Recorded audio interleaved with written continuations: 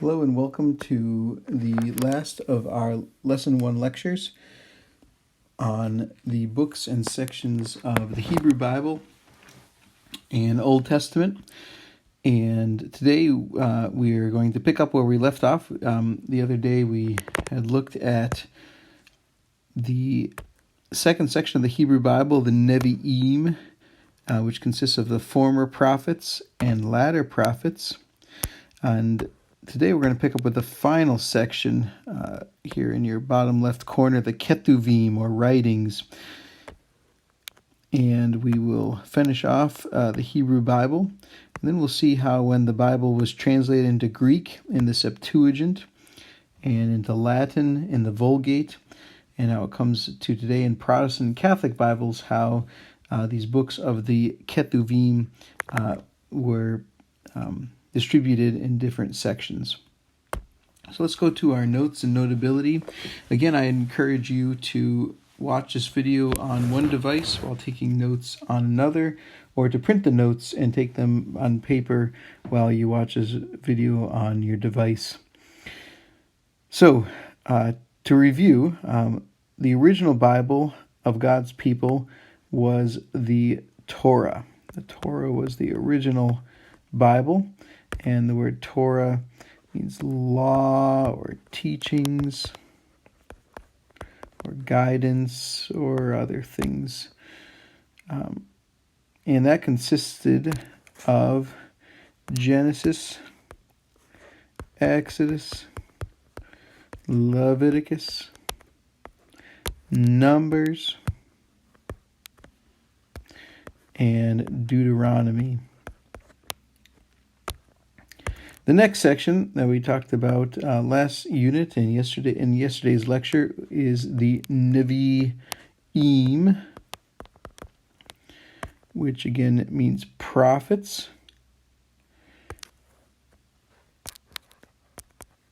And there are two subsections of the Nevi'im. There's the former prophets, the earlier ones, and that's what we looked at last quarter with Joshua, Judges, Samuel, and Kings.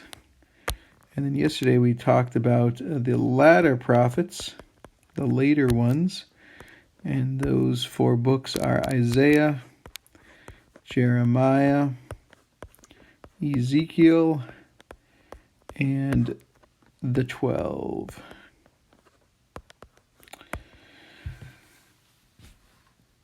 Today we'll begin with the final section of the Hebrew Bible, and that is kind of a miscellaneous section. It's called the Kethubim, which means writings. And you can spell it two different ways. Sometimes people spell it with a B. Sometimes they spell it with a V. It's the same letter in Hebrew, and that letter can sound like a B or sound like a V. If you notice, you actually formulate those letters in similar ways. And so Hebrew there, the one letter can be sounded two different ways depending on how it's marked and where it is in the syllable. So the Kethubim, it's how you pronounce it, but sometimes it's spelled with a B. And again, that's it's a miscellaneous section of non-Torah and non-prophet books. Non-Torah and non-prophet books. And it's called the writings, or Kethubim. So you can kind of think of the Hebrew Bible as the laws, the prophets, and the other writings. That's one way to think of it. The Torah, the Nevi'im, and the Kethubim. So let's talk about some of these other writings and what these books consist of. Unfortunately, we don't have time to go over all of them this year. Next year, we do touch on a few of them that were written later, closer to when the New Testament was written. But some of these we just don't have time for, period. And that's just the way it is. I hope you read them on your own or study them in a church group or in another Bible class sometime in college or whatnot. So let's talk about Psalms. Psalms is the first book of the Kethubim, and the Psalms are a collection of 150 poems, or actually let's say poetic prayers, hymns, prayers and hymns. So there are some other types of psalms, but most of them are either praying to God and asking for help, or praising God for how great He is in various ways. We'll talk more about the Psalms in a future lecture, but for now just know that there's 150 of these poetic prayers and hymns that are put together for the book of Psalms. The book of Proverbs is also a collection, and it's another book we will spend time looking at. It's a collection of wisdom poems. And again, we'll talk more in a coming lecture about what a wisdom poem is. And so it's wisdom poems, sayings,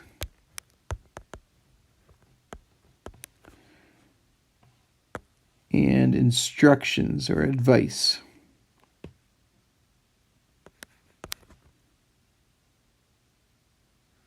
Or you could say commands.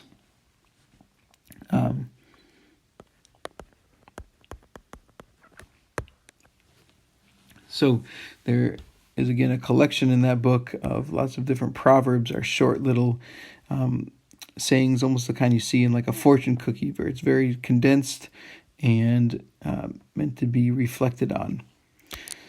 The book of Job is an interesting part of the Bible in that it's a story of a man who follows God and yet suffers greatly. And Job adds a lot in that most of the Bible, as we've seen, has this view that if you do what God says, things will go well for you. But if you look around at the world, if you've lived long enough, you know that just because you do the right thing doesn't mean everything will go well. In fact, Jesus never sinned, and yet He suffered and died on the cross. So Job raises this question then, well, why do bad things happen to good people? And most of the book is not the story as much as it's a debate where different people put forth different answers about why do bad things happen to good people. So there is some story, but most of the book is this debate where the characters go one by one trying to explain why all these bad things are happening to Job.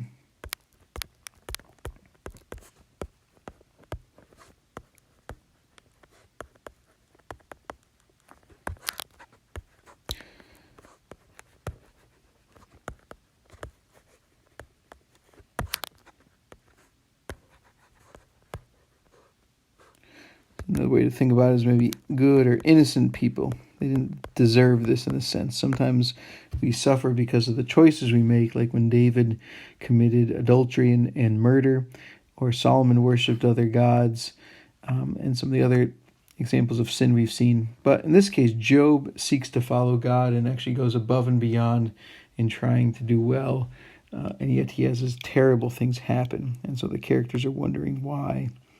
If you've ever wondered why something bad's happening in your life, maybe that's a book to look at and think about.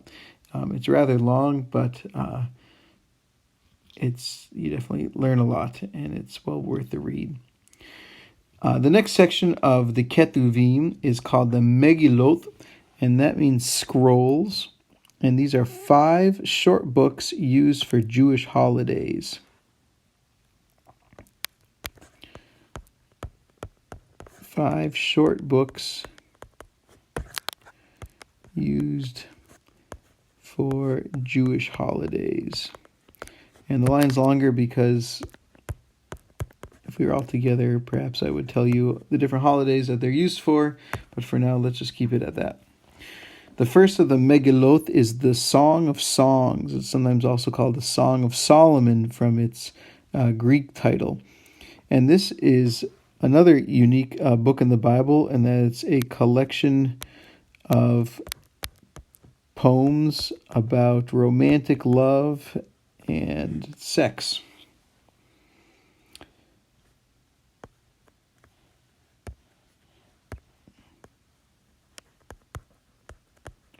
And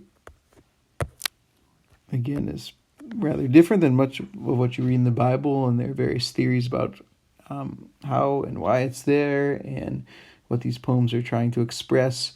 But in the end, I think it adds an important reminder that romantic love and sex were created by God and are gifts from God. And so this book celebrates love between a man and a woman and talks about the different feelings they have for each other and desires they have to be together.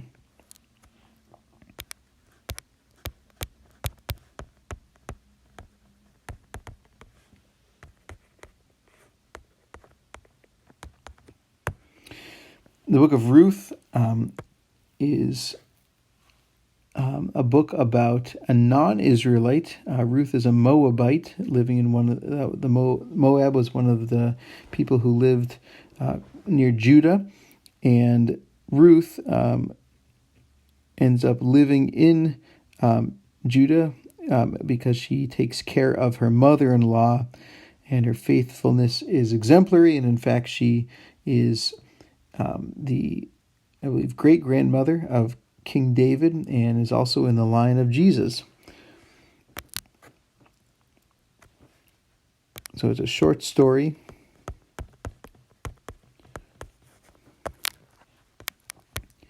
about a Moabite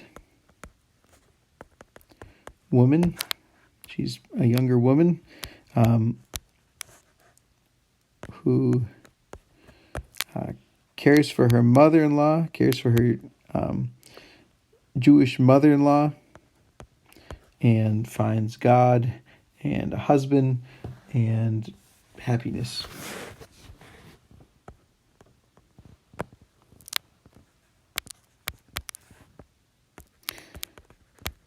Calling her Jewish is a bit of a anachronism, it's called, in that word isn't used until much later on in the history of the Israelites, and so the mother-in-law was actually from Judah.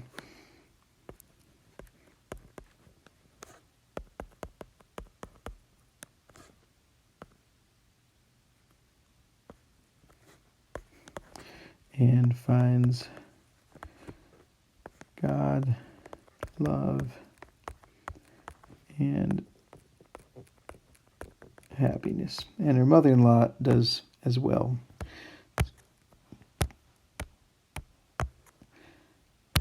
The third book, the Book of Lamentations, is a collection of 5 sad poems. The word lament means to cry out in pain. And so these are 5 sad poems that were written about the destruction of Jerusalem. And if you remember from yesterday's lecture, these poems are associated with Jeremiah. He's the traditional author. It says so in the Septuagint, and that's why Lamentations was moved to the prophets section and follows Jeremiah. So if you're familiar with the Old Testament books, it's Isaiah, Jeremiah, Lamentations, Ezekiel, Daniel in the Protestant Bible. And again, that change happens after Lamentations is moved next to Jeremiah. But originally it was not in the prophets section. It was in the Kethubim as one of the 5 short books used at a Jewish holiday. In this case, the holiday that remembers the temple's destruction.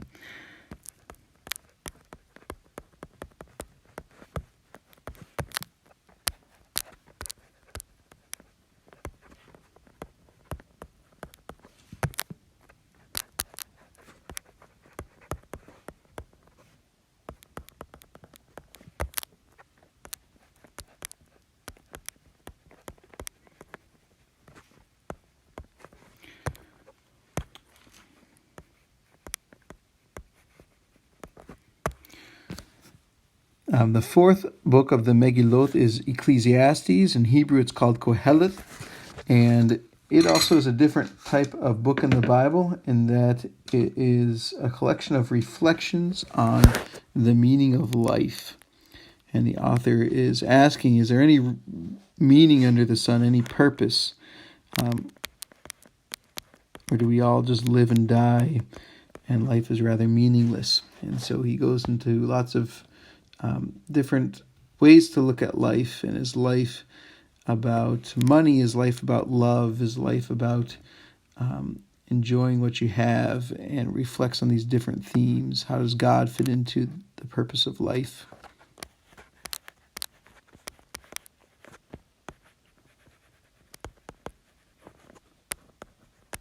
So again, it's reflections on the meaning or purpose of life. Why live?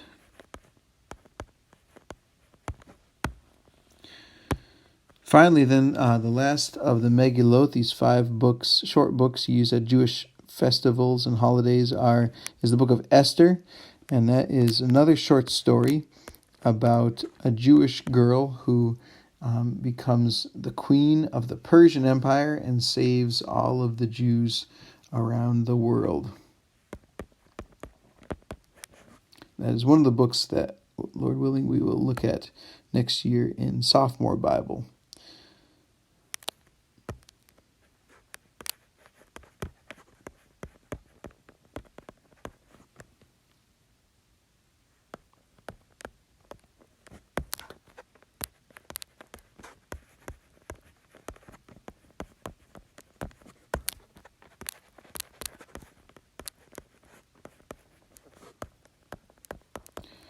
So those are the 5 Megillot, the Song of Songs, Ruth, Lamentations, Ecclesiastes, and Esther. And the last 3 books of the Kethubim are Daniel, Ezra, Nehemiah, and Chronicles. Let's talk about Daniel first. Daniel consists of 6 short stories and 6 prophecies. And so, interestingly, in the Septuagint and Christian Bibles, Daniel's in the prophets section as a major prophet, but in the Hebrew Bible, he's more known for the stories at the beginning of the book.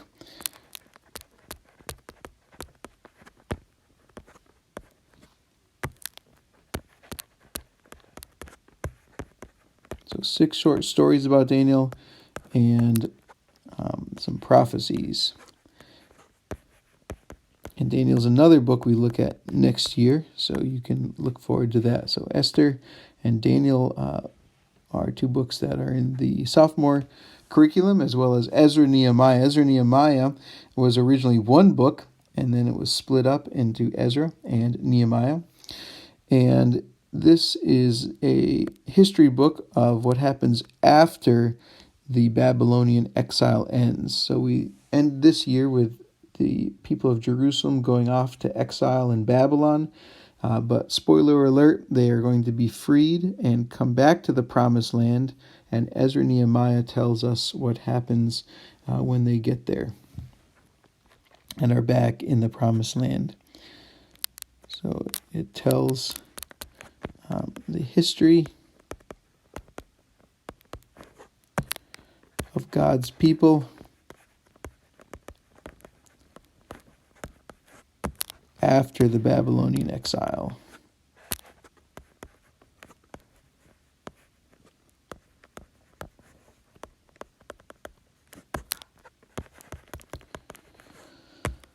And then finally, the book of Chronicles ends the Hebrew Bible, and Chronicles is actually very similar to the books of Samuel and Kings, except that it starts. Except that it only focuses on Judah and things related to Judah, and is also from more of a priestly point of view rather than a prophetic one. If you remember, Kings and Samuel are part of the former prophets and have a lot of stories and an emphasis about prophecies and God's word.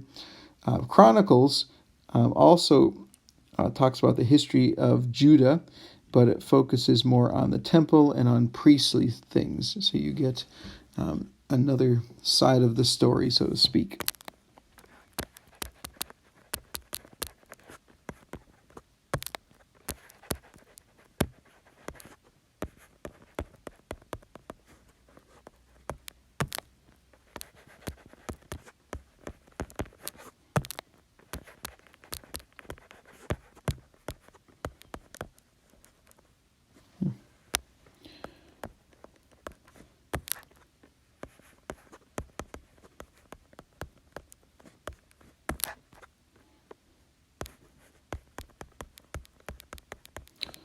So again, a priestly point of view. So lots of information about temple worship and different policies and things going on with the temple.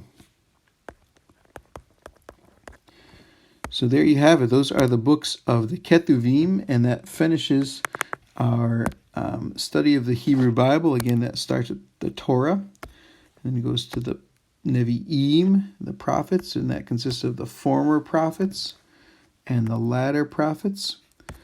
And then finally, after the latter prophets, you have the Kethuvim, the writings, Psalms, Proverbs, and Job, the 5 Megillot, or scrolls for Jewish holidays, and then Daniel, Ezra, Nehemiah, and Chronicles.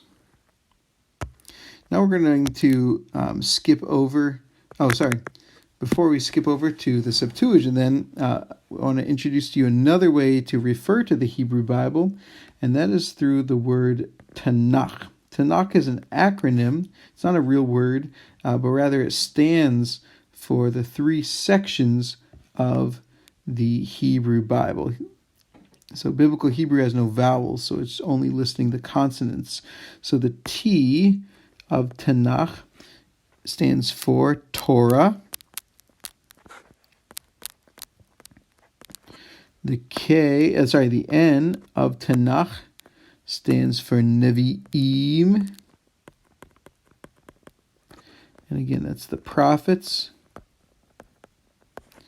And then finally, the K, a K when it's at the end of a word is really more of like a KH sound. That's why the H is there. It's kind of like how the B and the V are the same letter in Hebrew. And the K stands for the Kethuvim.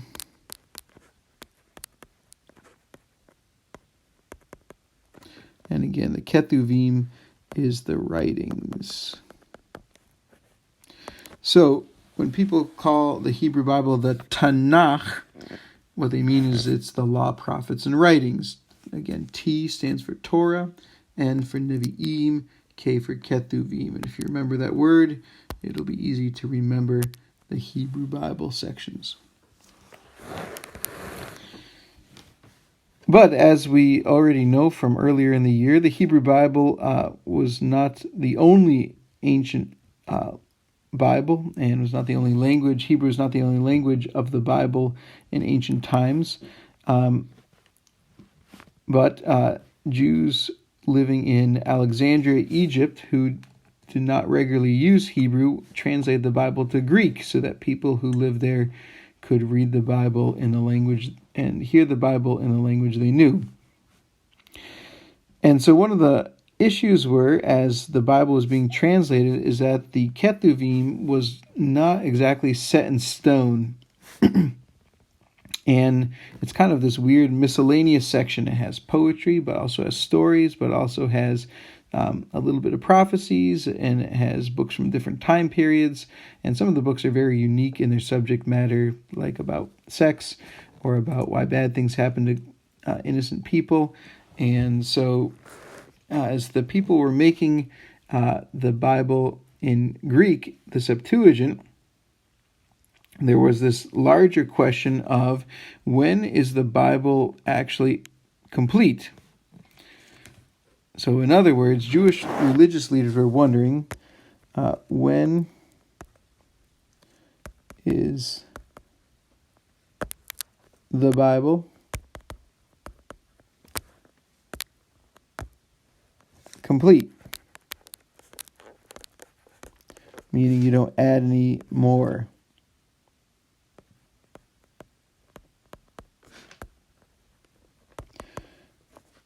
And so I would hope that if for some reason I gave you a book and said, put this in your Bible, it's now part of the Bible, I'm a prophet, you would probably say, Mr. McBride, we don't just add to the Bible. That's not our job. And because we as Christians believe that the Bible is finished and it's God's word once and for all. And so Jews were wondering that question, when do we know when the Bible's over, when we should stop putting books in the Bible? And to make matters more complicated, as I said, there were Jews living all around the ancient Near East because of the conquests of Assyria and Babylon and other events going on. And so many Jews people of ancient Israel will call them Jews because that will be their appropriate title after the Babylonian exile.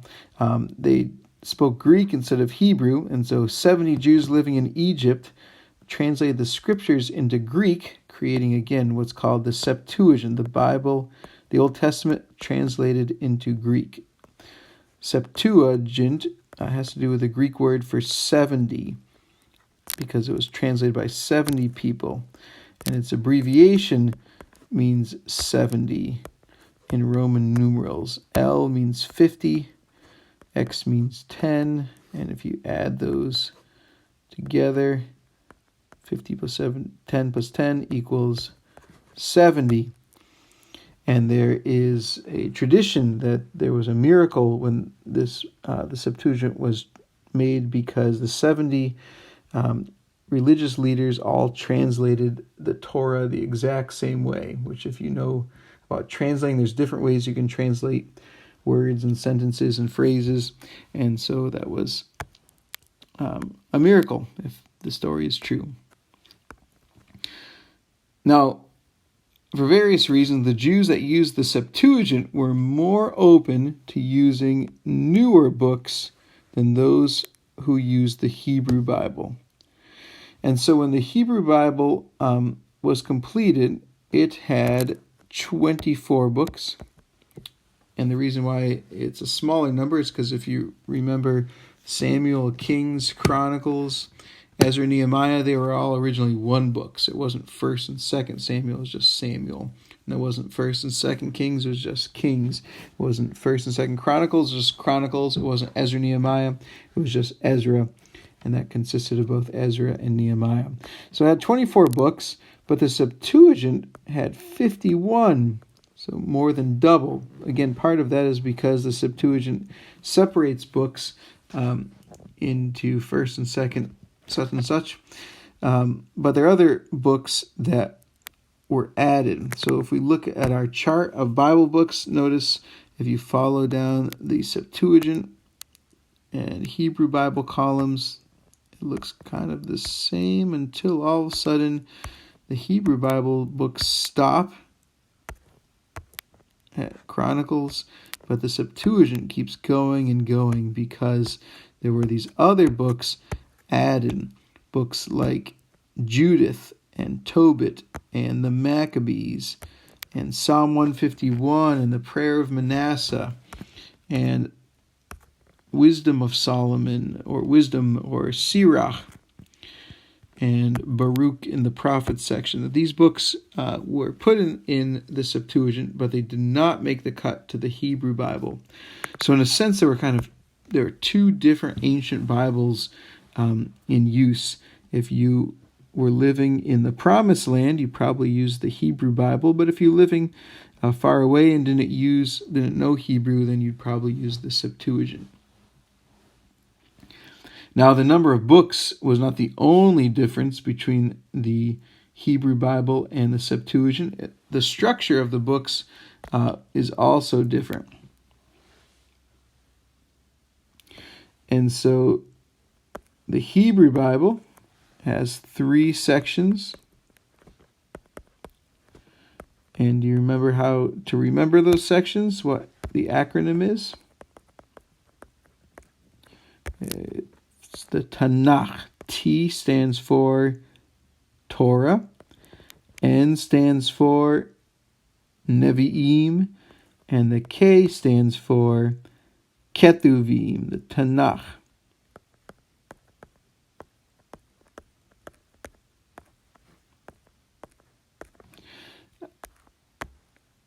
But the Septuagint has 4 sections.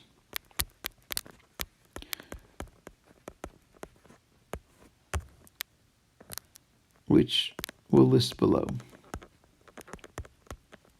in the chart. Thirdly, this arrangement of books is different. The Septuagint likes to order books chronologically, which is why Ruth comes after Judges in the Septuagint and Christian Bibles. But the Hebrew Bible tends to focus more on the order that books were added to the Bible and there are some other factors too, but that's a key one. A final difference, although there are probably others if we were being more detailed, but a final major difference is that the Greek versions of the books of Esther and Daniel were a little longer than the Hebrew Aramaic versions. And some books, other books like Jeremiah, is about 8% shorter in the Septuagint than in the Hebrew Aramaic, the Hebrew Bible. And so the length of books varies, and that also creates some challenges, as we'll talk about when Christians make their Bible.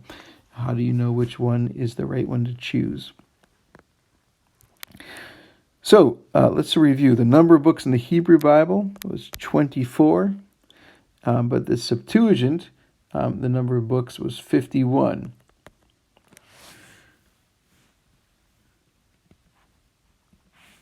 Another significant difference was the structure. The Hebrew Bible has 3 parts: the Torah, the Nevi'im, and the Kethubim.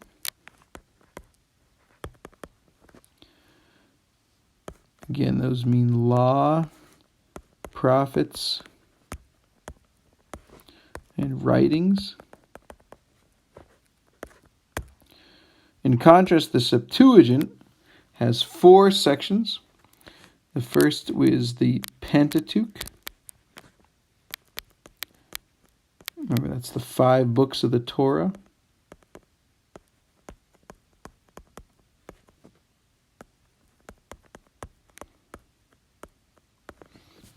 The second section is the histories.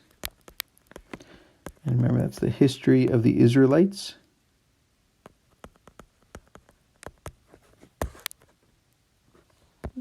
And it's kind of histories, as there are different history books in different sections. You have the Deuteronomistic history, you have the Chronicles history, you have Ezra, Nehemiah, Ruth and Esther are included there. And so there are different historical periods and different points of view.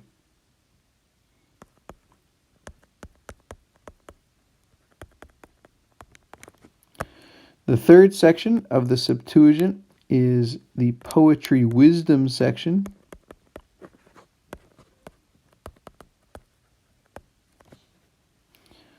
And that's what we'll be focusing on this quarter. And then finally, there's the prophets section. That's the last section of the Hebrew Bible. And again, we talked about the major and minor prophets in yesterday's lecture.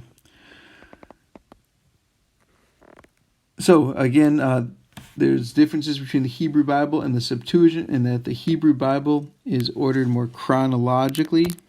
That means in order when the books were written or when they took place.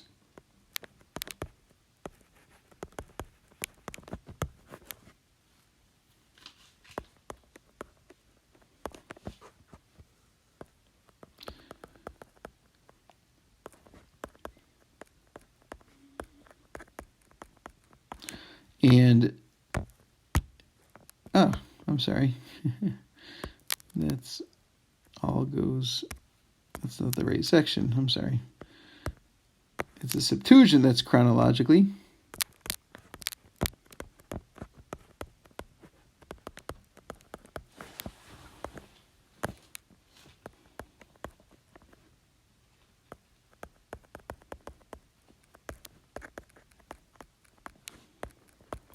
And the Hebrew Bible is written more, grouped together more by canonically and by genre, meaning the type of book it is. So if it's a prophet, it's in the prophet section.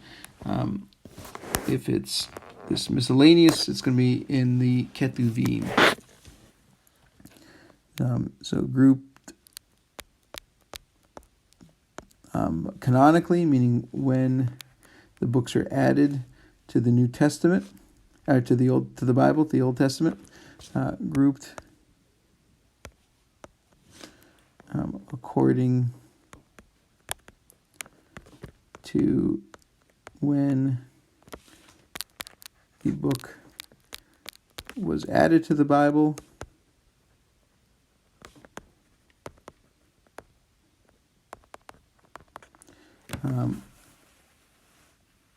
And also genre plays an important role in the classification of books in the Hebrew Bible.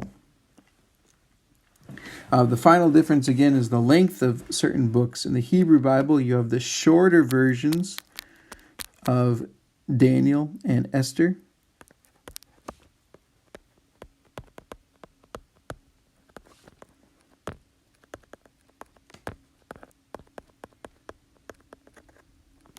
And in the Septuagint, you have the longer versions of Daniel and Esther. And so in Daniel, there's a story about Daniel as in his youth saving a Jewish woman, Susanna, who is about to get raped by some perverted Jewish men. And Daniel is the one who can help her because the Jewish men end up turning on her and saying that she was trying to seduce them. And Daniel discovers and proves the truth. Daniel also later in the book fights a dragon and also shows some false priests that their worship of an idol is false. So it has some interesting stories in it, some different types of stories. But you have the longer versions of Daniel and Esther too. Esther is unique in the Old Testament in its Hebrew version in that it never mentions God or praying or other more religious kinds of things. And so the Greek version addressed that issue by adding prayers, adding a miracle, adding or a couple miracles, adding God more explicitly at work in the character situation. So these are differences between the Hebrew Bible and the Septuagint.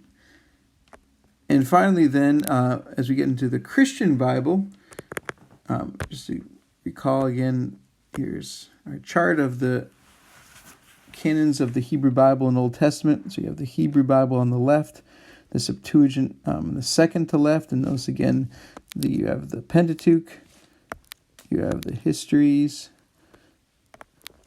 you have the poetry wisdom books, and you have the prophets.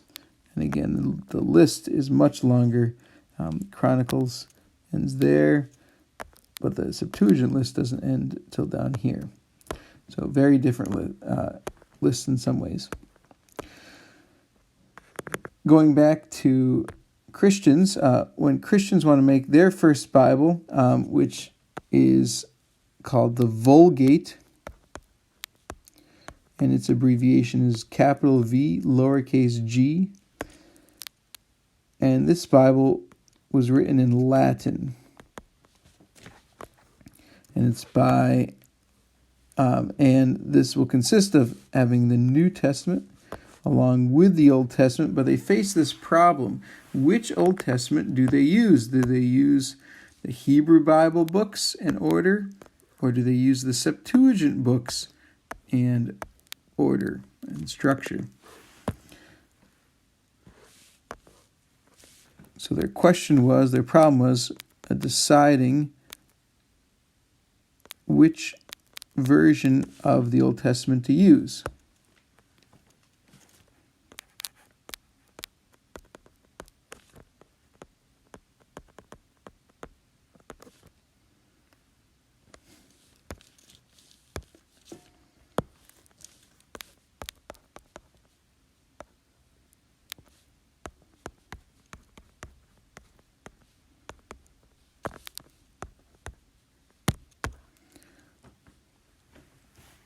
At first, a compromise was reached in which the extra books of the Septuagint were put in a separate section. So if we look again at this big chart, notice how in the middle column, that's the Vulgate, V, capital V, lowercase g, and it's the Bible in Latin.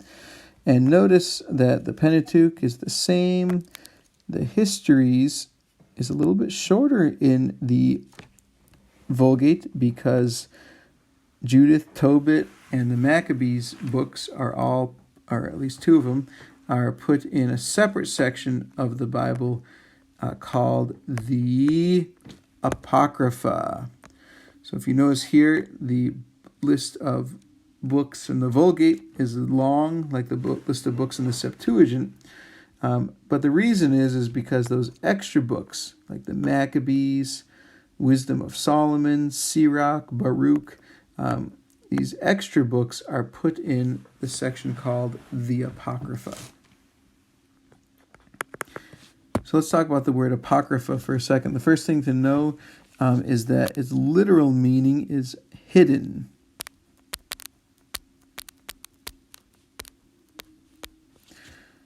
It's not exactly clear why they were called the hidden books, the apocryphal books, but perhaps it suggests that God had hidden whether or not these books should be included in the Bible. It was not as easy as a decision of deciding the books of the New Testament or the rest of the books of the Old Testament.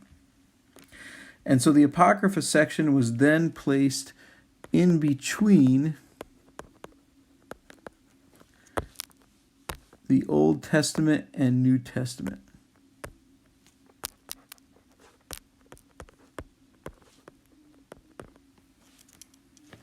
And so if you buy a print Bible with the Apocrypha in it, you'll have the Old Testament, then the Apocrypha, then the New Testament. If we look at our chart here with the Vulgate, here are all the books of the Old Testament. As you probably know them, the 39 books of the Old Testament. And then you have the Apocrypha, and then the next section would be the New Testament with Matthew, Mark, Luke, and John.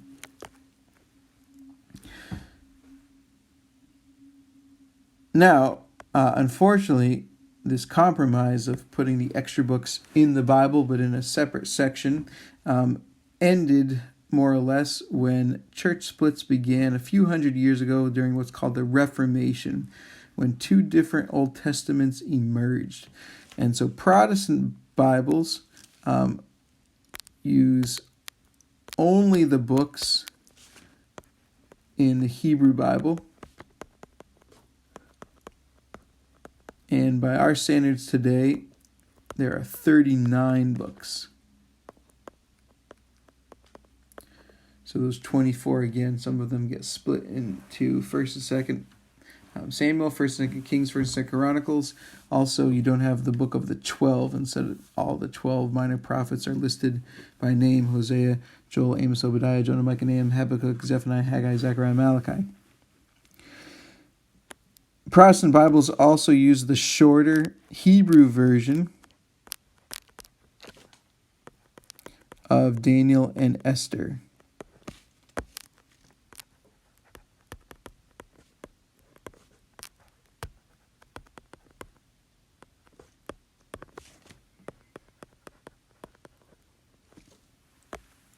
In contrast, the Catholic Bibles actually take books from the Apocrypha and put them back into the Old Testament. And so if you look at Catholic Bibles right here, you'll see that some of the books of the Apocrypha, like, for instance, Tobit, right here in the bottom left corner, Tobit gets put back in the Old Testament right there, right in the histories section after Nehemiah. And so, again, Catholic Bibles don't have an Apocrypha. Instead, they put the books of the Apocrypha in their Old Testament. Interestingly, they don't put all of the books of the Apocrypha in the Old Testament, but they do put many.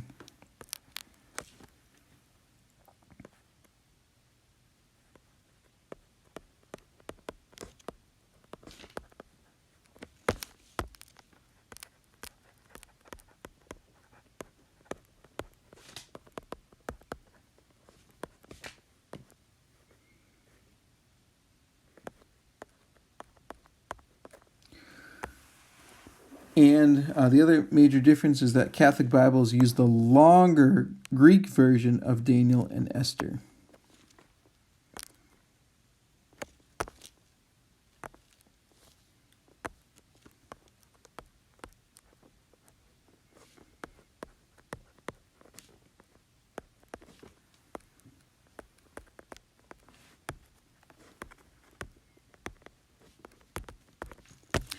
And so with that, we are done with our Lesson 1 notes. And now I'd like you to spend the rest of your 30-minute work time. If we have any time available, actually we might have already passed the time. But the next step we'll do will be to complete the study guide questions related to Notes 1B. If you have any questions, feel free to email me. Otherwise, I'll see you on Monday when we look at the study guide for Lesson 1 and the questions on the back. Thank you.